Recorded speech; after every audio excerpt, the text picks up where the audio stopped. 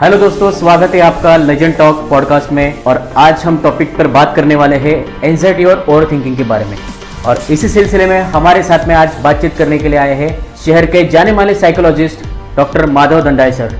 Sir नमस्ते, स्वागत है आपका। नमस्कार, मुझे खुशी हुई कि आप एंजाइटी विषय पर मुझे बोलने की संधि दे रहे हो, क्योंकि आज की ये ज़रूरत है। समाज में एंजाइटी या मानसिक बीमारियों के बारे में थोड़ी गलत फहमियाँ हैं, जैसे कि मानसिक बीमारी ये बीमारी ना होते हुए वो एक कोई बाहर की बात है, जैसे हवा में आना या फिर कोई जादू करनी, टोटका करना। लेकिन ये मानसिक बीमारी है, ये समाज में समझ में ही नहीं आता समाज के लिए। तो आज के ज़माने में मानसिक बीमारियाँ बढ़ते जा रही हैं दिन ब दिन। क्यों? तो यांत्रिक युग है, उनका जो वेग है उसके साथ हम एडजस्ट नहीं कर पा रहे हैं। तो इस बीमारियों को रोकने के लिए या इसको सुधार करने के लिए लोगों का ध्यान दवाइयों की ओर जाता है, और दवाइयाँ लेने से बीमारियाँ ठीक भी हो जाती हैं, लेकिन साथ साथ उनको काउंसलिंग की ज़रूरत है। तो समाज में काउंसलिंग के बारे में सही रूप से पता नहीं है कि काउंसलिंग क्या है। उन्हें लगता है कि ये लोग तो बातें करते हैं, ये लोग तो सिर्फ बताते हैं, लेकिन इससे कैसी बीमारी ठीक होगी? दवा के बगैर बीमारी कैसे ठीक होगी? क्यों? तो हम हार्ट के लिए, किडनी के लिए या और कोई बीमारियों के लिए तो दवाई लेते हैं, लेकिन मानसिक बीमारी के लिए दवा की ज़रूरत है, तो बातों से कैसी वो ठीक होगी?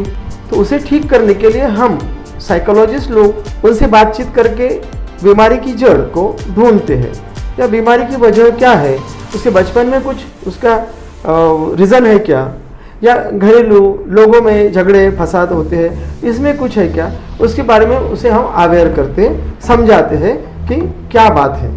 सर, मेंटल हेल्थ को लेकर सबसे बड़ा मिथ क्या है सर? मेंटल हेल्थ को लेके सबसे बड़ा मिथ यह है कि ये जो बीमारी है, ये बीमारी शारीरिक बीमारियों की जैसी है, और उसके लिए हम सिर्फ दवाइयाँ ले सकते हैं। दूसरी बात यह है कि ये कभी ठीक नहीं होगी, और इस बीमारी के लिए लाइफ लॉन्ग मेडिसिन लेने की ज़रूरत है। लेकिन साइकोलॉजिस्ट उनकी बीमारियों की जड़ समझकर उन्हें अच्छा मार्गदर्शन कर सकते हैं। जिस तरह कि हम बचपन में स्कूल में पढ़ने के बाद टीचर के पास ट्यूशन लगाते थे, उस ट्यूशन में सर हमें डिटेल्स में समझाते थे। जहाँ भी हमें अड़चन आई, जहाँ भी दिक्कत आई, वो दिक्कत को सुधारने के लिए वो हमें गाइडेंस करते थे, और वो समझ के आगे बढ़ते थे। बीमारी, मानसिक बीमारियों की बात ऐसे है कि सिर्फ दवा से ठीक नहीं होती। क्यों? तो मानसिक बीमारी क्यों आती है? तो हम ज़्यादा स्ट्रेस लेते, तनाव लेते हैं, जैसे कि हमारे भविष्य के बारे में कि आगे चल के क्या होगा। अगर बच्चा है तो उसको मार्क्स की चिंता कि 10th में 12th में अच्छे मार्क्स लो। घर से भी उनको पुश किया जाता है कि मार्क्स अच्छे आने चाहिए, मार्क्स अच्छे आने चाहिए, और वो मार्क्स हमें आगे बढ़ा सकते हैं। हमें अचीवमेंट या हमें जो तरक्की हमारी होगी वो मार्क्स के जरिए होगी, लेकिन ऐसा नहीं है। मार्क्स सिर्फ आपको पास करेगी यार, 10th 12th और ग्रेजुएशन में पास कर सकती है। आपको सोशल रहना होगा, समाज के साथ रहना होगा, समाज की बातों को सुनना होगा, और हमें समझना भी होगा। जीवन में अड़चनें आती है, दिक्कतें आती है, प्रोग्रेस में बाधाएं आती है, फिर भी हम इन दिक्कतों को पार कर सकते हैं अगर हम रिलैक्स रहे तो। लेकिन होता यह है कि भविष्य की चिंता, पिछले दिनों में कुछ हमारे साथ अघटित हुआ हो, कुछ ऐसे परिणाम हुए हो कि दर्द हो, तो ऐसे वक्त हमको कॉन्फिडेंट रहना चाहिए। अब कॉन्फिडेंट कैसे रहे? तो चिंता ना करते हुए मैं जो काम कर रहा हूँ, ये काम मैं अच्छी तरह से कैसे करूं, उसके लिए इतने ही मार्क्स रहना चाहिए, ऐसी नहीं बात, मैं मेरा बेटर दे सकूं। फिर वो पढ़ाई में हो, या अपने निजी जीवन के कार्य में हो, या समाज के साथ काम करते वक्त हमें कॉन्फिडेंट रहना चाहिए। तो ही हम मानसिक प्रॉब्लम को दूर रख सकते हैं और उससे ठीक भी हो सकते हैं। इसमें सबसे महत्वपूर्ण बात यह है कि पैनिक होना जरूरी नहीं है। हम दोनों को समझ के एक बैलेंस लाइफ जिए, बैलेंस सोच रहे कि हम क्या कर सकते हैं, क्या नहीं कर सकते हैं, और उसे एक्सेप्ट करें कि हम उतने मार्क्स नहीं ले सकते हैं, वो काम नहीं अचीव हो सकता है, पर मेरी क्षमता क्या है उसे हम उपयोग में लाए और उसे अधिक से अधिक बेटर कार्य कर सके। सर, कैसे समझे स्ट्रेस नॉर्मल है या सीरियस प्रॉब्लम है? अच्छा सवाल पूछा है कि स्ट्रेस नॉर्मल है या सीरियस प्रॉब्लम। तो स्ट्रेस जो है तो ये आम बात है, जीते वक्त अनेक प्रॉब्लम से हमको जूझना पड़ता है, लड़ना पड़ता है, तो स्ट्रेस आना स्वाभाविक है। लेकिन स्ट्रेस हार्मफुल नहीं होना चाहिए। तो उसके लिए जिम्मेदार है कि हम हमारे प्रॉब्लम के बारे में कैसा सोचते हैं। निजी जीवन में, हमारी प्रोग्रेस में, हमारे जीने में, हमारे शारीरिक फिटनेस में अगर कोई तनाव कारणीभूत रहे, यानी कि तनाव वजह रहे, तो वह हार्मफुल है, कि जिससे हमारा निजी जीवन डिस्टर्ब हो, कि हम हमारे काम में ध्यान ना दे सके, हम समाज के लिए कुछ कर ना सके, हमारी प्रोग्रेस में बाधा आए, अड़चने आए, ऐसे वक्त हम स्ट्रेस को हार्मफुल समझते हैं और उसी को फिर काउंसलिंग करके राह निकाल सकते हैं। सर, इन दिनों में दिल्ली यूनिवर्सिटी का एक सर्वे आया है और जिसमें कहा गया है कि 10 में से 7 लोग जो है वो एंजाइटी का शिकार है। सर, क्या एंजाइटी इतना कॉमन है? हाँ, एंजाइटी के बारे में देखा जाए तो एंजाइटी को हम दुश्चिंता कहते हैं। दुश्चिंता यानी कि कोई ऐसी वजह ही नहीं है, ऐसा कुछ कारण ही नहीं है कि उसे हमको तनाव आए। हम वो इमेजिनरी तैयार करते हैं। इमेजिनरी कि समझो एक एक्सीडेंट होने वाला है, हम इमेजिनरी तैयार करते हैं कि ऐसा ऐसा होगा तो फिर क्या होगा, आगे जीवन में कैसा होगा, मैं पास ना हो तो, ऐसे बहुत सारे वजह हैं। तो घर के हर व्यक्ति को एंजाइटी है, लेकिन कोई उसे कोप अप कर सकता है, यानी उससे राह निकाल सकता है और अपना जीवन सुचारू ढंग से जी सकता है। और अभी की स्थिति देखो तो जहां वहां स्पर्धा है, कि जैसे कि मार्क्स लेने की स्पर्धा, पैसा कमाने की स्पर्धा, व्यवसाय में स्पर्धा, और हर जगह स्पर्धा का युग है। तो इस स्पर्धा के युग में हम तुलना करते हैं बाकी लोगों से कि उससे आगे मैं कैसा जाऊं, उससे आगे कैसा जाऊं, वो आगे जा रहे हैं, फिर मैं क्या करूं।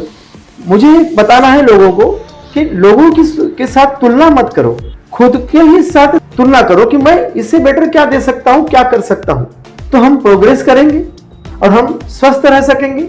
वजह यह है कि हम अपेक्षा ज्यादा करते हैं, हमारी खुद से ही अपेक्षा ज्यादा होती है, और हमारे पेरेंट्स, हमारा रिलेटिव भी हमसे अपेक्षा ज्यादा करते हैं, और वो अपेक्षा पूरी करने में मैं मेरी अपेक्षा को भी फुलफिल नहीं कर सकता हूं, और समाज हमसे लेके जो अपेक्षाएं करता है उससे भी हम फुलफिल नहीं कर सकते, पूरा नहीं कर सकते। इस वजह से फिर स्ट्रेस बढ़ता है, तनाव बढ़ता है, चिंता बढ़ती है, और फिर उससे लेके शारीरिक कुछ बीमारियां होती है, जैसे कि ब्लड प्रेशर, शुगर लेवल बढ़ना, ये उसके ही कारण है। सर, अभी हम ओवर थिंकिंग के बारे में बात ही कर रहे हैं, तो ओवर थिंकिंग रोकने के लिए क्या कुछ प्रैक्टिकल तरीका हो सकता है? हाँ, बहुत सीधा सा और सादा सा तरीका है, प्रैक्टिकल तरीका। ओवर थिंकिंग यानी कि हम जो समझते हैं उसको एग्रीवेट करते हैं, तो उसे रोकने के लिए हमें हमारे संस्कृति ने कुछ बातें सिखाई है, जैसे कि ध्यान धारणा, योगा, शवासन, या अपने श्वास पर नियंत्रण रखना, श्वास पर काबू रखना। इस तरीके से हम एंजाइटी को, ओवर थिंकिंग को रोक सकते हैं। और इसी से हम बाकी बीमारियों को भी कंट्रोल कर सकते हैं, जैसे कि एसिडिटी भी ओवर थिंकिंग से आती है, क्योंकि तो हम तनाव में रहते हैं, और एसिडिक सिक्रेशन जो हमारे खाना पचाने के लिए, खाना डाइजेस्ट करने के लिए जो जरूरी होता है, वो ओवर थिंकिंग की वजह से एक्स्ट्रा तैयार होता है, और पेट में खाना नहीं होता, तो फिर एसिडिटी बढ़ती, और फिर एसिडिटी के बीमार हम बन जाते हैं, फिर पेप्टिक अल्सर और आगे की बीमारियां बढ़ती जाती हैं। सर, हर किसी का नाउअडेज में सोशल मीडिया यूज बढ़ते ही चला जा रहा है, उसके एडवांटेज है, उसके डिसएडवांटेजेस भी ज्यादा है। क्या वाकई ही में सोशल मीडिया हमारे मेंटल हेल्थ को अफेक्ट करता है सर? हाँ, आप जो पूछ रहे हो बराबर है, सही है, वो अच्छा भी है। सोशल मीडिया जरूरत के हिसाब से हमने उसका यूज किया तो बराबर है, लेकिन उसका यूज ठीक से नहीं हो पा रहा है। जिस काम में, जिस ढंग से हमने उसका यूज करना चाहिए, वो यूज नहीं हो रहा है। जैसे कि मराठी में एक कहावत है की वांद्राच्या हाती कोलीत दिलं. क्या बात आहे. म्हणजे काय झालं की त्याची आपल्याला जाणच नाहीये, त्याची आपल्याला अवेअरनेसच नाहीये, ती आपल्याला कसं वापरायचं शिकवलंच नाहीये आणि आपण त्याचा वापर करतोय. हम यूज करते ही जा रहे हैं, हम यूज करते ही जा रहे हैं. अब जरूरी क्या है, अब स्टूडेंट के लिए, स्टडी के लिए जरूरी है. अभी कोविड ने हमको सिखाया कि ऑनलाइन ऑनलाइन ऑनलाइन, और कोविड खत्म हो गया, लेकिन उस वक्त जरूरी थी कि ऑनलाइन करना, लेकिन आज भी बच्चे ऑनलाइन सर्च करते हैं यस और ऑनलाइन पढ़ाई करते हैं, स्कूल के मास्टर भी टीचर भी वही करते हैं। और किसने किस चीज के लिए उसको यूज करना चाहिए? अब मैं कहूं कि ये गलत है, इससे नुकसान है, तो फिर आईटी वाले क्षेत्र वाले लोगों ने क्या करना चाहिए? उन्होंने बंद करना चाहिए? तो नहीं, उसका यूज एक लिमिट में करना चाहिए और जिसकी जरूरत है उसी के लिए करना चाहिए, नहीं तो हार्मफुल है। हमारे पास बहुत केसेस आती है। अभी थोड़ी देर के पहले एक केस का, एक पेशेंट का मुझे फोन आया था। परतवाड़ा कल विजिट है, तो वहां हम जाते हैं, डॉक्टर शिरबात है साइकियाट्रिस्ट और मैं दोनों जाते हैं। तो वहां से एक लड़की के पिताजी ने क्वेश्चन किया कि मैं उनके सामने नहीं कह सकता हूँ, कल मैं आ रहा हूँ, लेकिन उसके सामने मैं कहूंगा नहीं कुछ, वो चिल्लाएगी, गुस्सा करेगी। तो वो ना रात को 12 बजे उठती है, जागती है और वो मोबाइल देखती है और अपने दोस्तों को, किसी को फोन बात करती है या फिर किसी को मैसेज भेजती है, किसी को क्या भेजती है, वीडियो भेजती है। तो उसको रोको सर, क्योंकि उसका लाइफ खराब हो रहा है, मुझे समझता है, लेकिन वो सुनती नहीं है। तो अब उसे रियलिटी को बताना चाहिए कि रियलिटी क्या है। अब ये एक दिन में नहीं होता, उसका एक सेशन मेरा हुआ है काउंसलिंग का, लेकिन लोगों को लगता है कि बस एक दिन गए हो गए। जैसे कि वो जो एक कहावत है और कि लोहे को अगर परिस का स्पर्श हो जाए तो सोना बन जाएगा, एक कहावत है। ये कुछ बताया नहीं गया, दिखाई नहीं गया, समझता नहीं गया। वैसे लोगों को समझता है एक बार लेके हो गया, तो नहीं, उसके लिए बार बार सेशन को आना पड़ेगा। तो मुझे वो आदत कैसी लगी, क्यों लगी और उसके लिए क्या करना था, और मैं और मेरा जो पेशेंट है वही उसको ठीक कर सकता है, ऐसे भी नहीं। समाज के लोगों ने भी उसके लिए वर्क करना चाहिए, उनके माता पिता ने भी समझना चाहिए कि उनको हम टिप्स देते हैं कि उसके लिए कैसा रहना, उसको कैसा समझाना। तो इस तरह से इस सोशल मीडिया को हम बैड इफेक्ट उसके रोक सकते हैं जरूर। और फायदे हैं तो फायदे के लिए उसका यूज करो, फायदे ही फायदे, अनगिनत फायदे। मेरा स्पेसिफिक क्वेश्चन सर आपके लिए है, डिप्रेशन और सैडनेस में क्या फर्क है सर?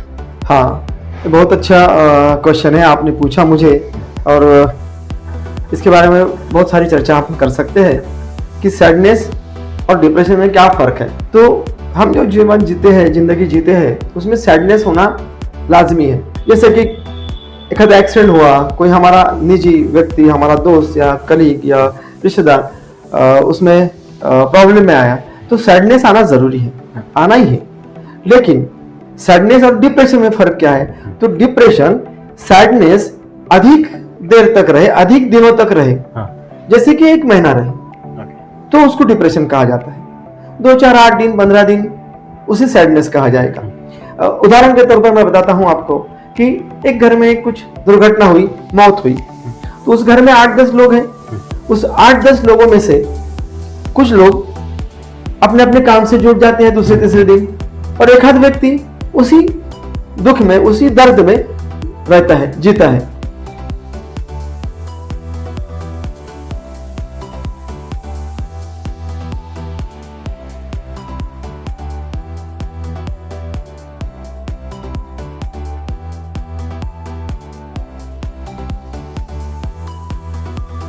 ये किस लिए है? तो ये सैडनेस निकालने के लिए है, फ्लो तोड़ने के लिए, फ्लो तोड़ने के लिए है कि भाई अब 7 दिन हो गए, अब दुख कम हो गया, अब अपने अपने काम से लगो।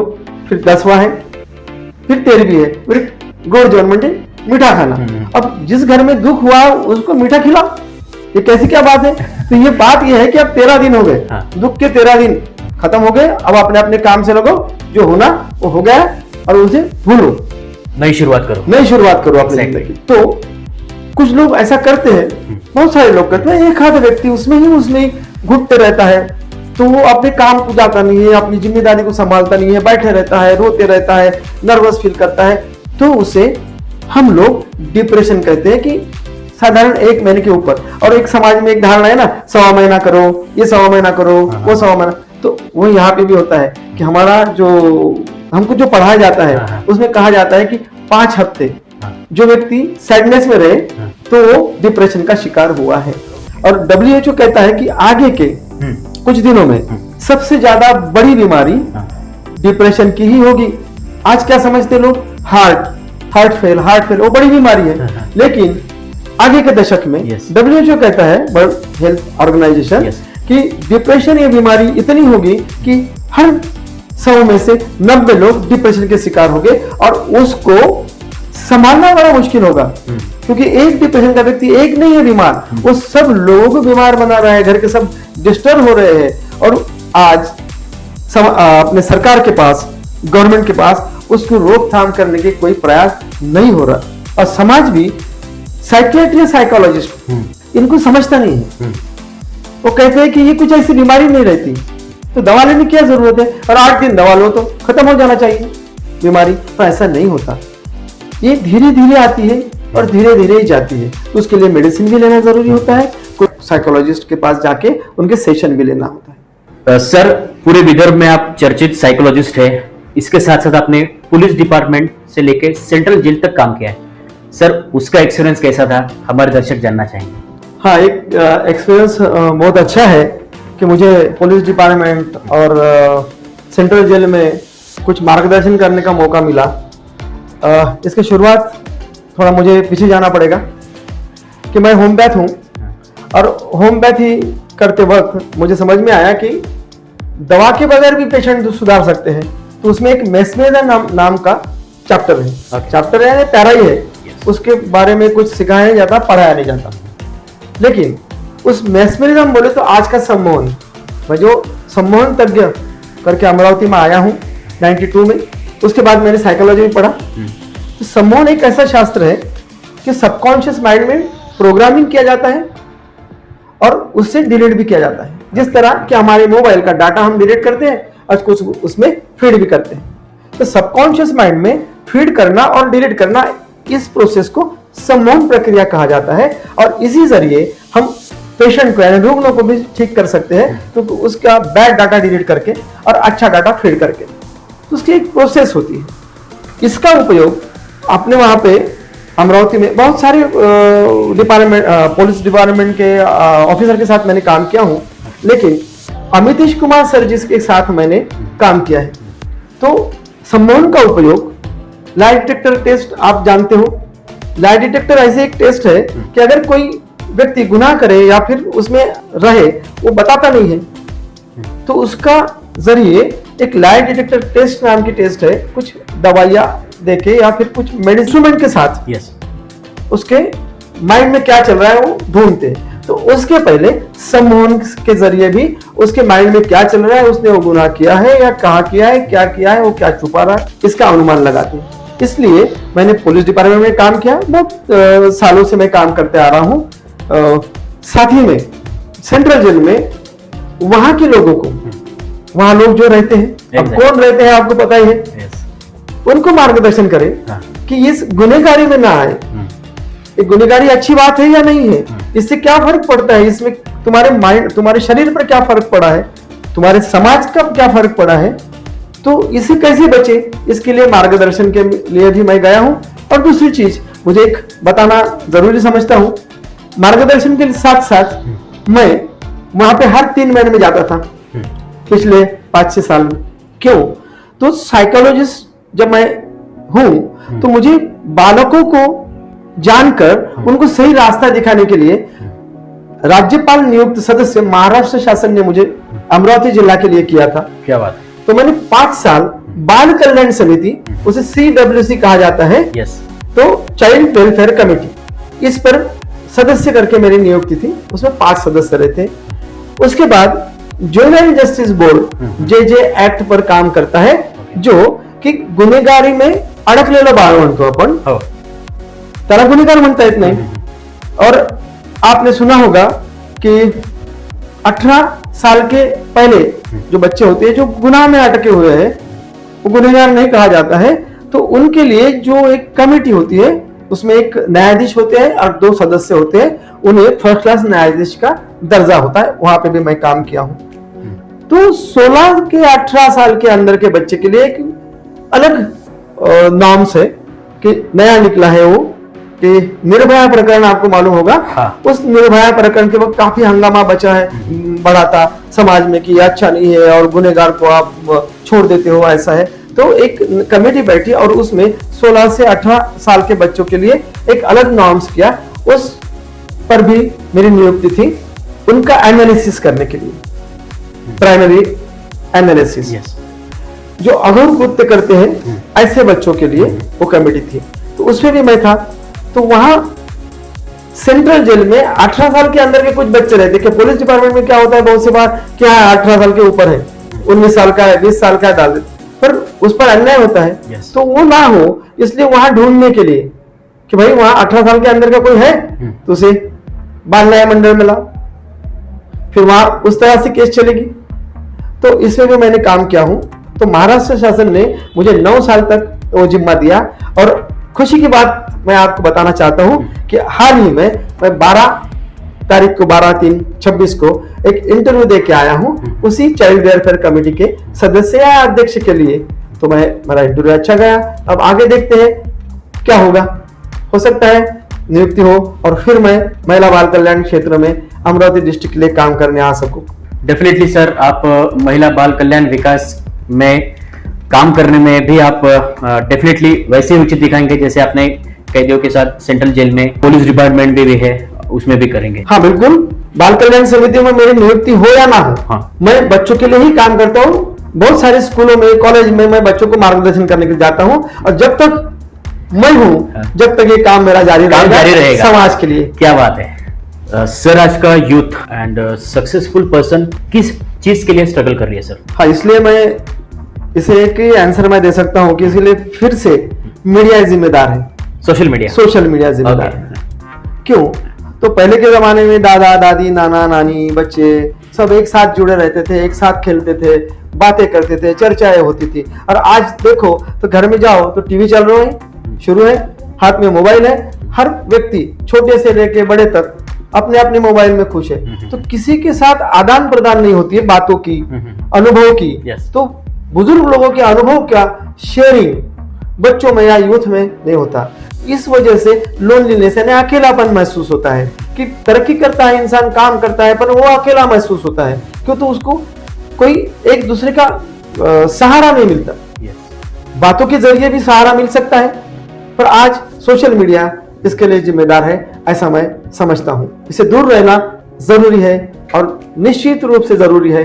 सो इनडायरेक्टली सोशल मीडिया का हमारे कंप्लीटली मेंटल हेल्थ पर ऐसा इतना भयंकर एक प्रभाव है, ये मैं कहना चाहूंगा। हाँ, बराबर है कि उसका प्रभाव हर व्यक्ति पर है, बच्चों से लेके बूढ़े तक। समाज में ऐसी भी स्थिति आई है कि बच्चा रोता है, पहले माँ लोरी सुनाते सुलाती थी, आज बच्चा रोता है, मोबाइल दे दिया जाता है और बच्चा यूट्यूब पे लोरी सुनाई जाती है, यूट्यूब पर लोरी सुनाई जाती है या वो देखते रहता है। और माँ अपना काम करती है, खुश है, उसको लगता है कि अच्छा है मेरा काम हो रहा है। लेकिन वो बच्चा बिगड़ रहा है, बच्चे को आदत लग रही है सोशल मीडिया की, मोबाइल की। इन दिनों वो भी देखा गया है कि बच्चा खाना नहीं खाता तो उसको XYZ कार्टून लगा के दिया जाता है, उसके सामने खाना रखा जाता है, फिर वो भी मस्त से खाता है। हाँ, तो बात ये है कि वो मजे से खाता है, उसका पेट भरता है, लेकिन शरीर को पुष्टि नहीं मिलती है, शरीर उसको ठीक से डाइजेस्ट नहीं करता है। क्यों? तो देखो, हम जब खाना खाते हैं हमारे मुंह में जो लार निर्माण होती है, तैयार होती है, वो खाना पचाने के लिए होती है। और आपका माइंड है कि आप क्या खा रहे हो, आप पकौड़ा खा रहे हो या मीठा खा रहे हो, आपका माइंड समझता है कि मैं ये खा रहा हूं, और वो समझ के वो खाता है और वैसा डाइजेशन उसका होता है। अभी क्या हो रहा है, टीवी देखते बच्चा खाता है, और जो क्या रहा है, ठूस रहा है, वो खा नहीं रहा है, ठूस रहा है, पेट भरे जा रहा है, लेकिन उसको वो क्या खा रहा है, उसको डाइजेशन के लिए क्या सिक्रेशन चाहिए वो नहीं समझते हैं। इसलिए वो जरूरत से ज्यादा भी खाना खा लेता है और उसके बाद इफेक्ट हो रहे हैं, मोटापा बढ़ रहा है, ओबेसिटी बढ़ रही है। वो भी एक जरूरी वजह है, क्योंकि यूथ में भी ये दिखाई देता है कि वो मोटापा उनका बढ़ रहा है। सर, पॉडकास्ट देख रहे ऑडियंस के लिए आपका फाइनल मैसेज क्या है? तो ऑडियंस के लिए मैं ये कहना चाहता हूं कि जीवन में कोई भी स्थायी नहीं है, सब अस्थायी स्वरूप से है। तो हम कोई चीज का स्ट्रेस ना लेते हुए सहजता से जिए, सरलता से जिए, खुद को खुश रखें और औरों को भी खुश रखें। जब हम खुश रहे तो हम औरों को, समाज को खुश रख सकेंगे और मेंटल स्ट्रेस या मानसिक बीमारियों को दूर रख सकेंगे। बढ़ते हैं रैपिड फायर की ओर। मेंटल हेल्थ या physical health? Equal. Biggest stress trigger today? Comparison. Anxiety का quick relief? Deep breathing. Over thinking का क्योर? एक्शन। हैप्पीनेस का secret, balance, toxic habit for brain, negative self talk, confidence booster, acceptance, depression में, ये सिर्फ sadness नहीं, one daily mental tip, proper sleep और diet, golden life advice. Be kind to your mind.